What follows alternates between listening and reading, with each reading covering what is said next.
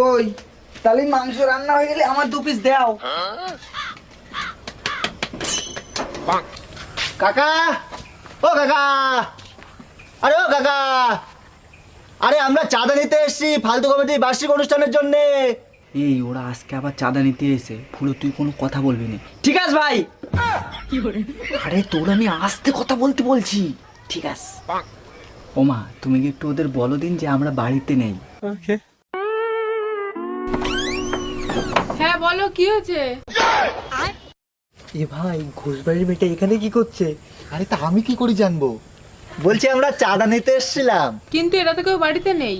ও ঠিক আছে ঠিক আছে, এই চল চল চল চল চল।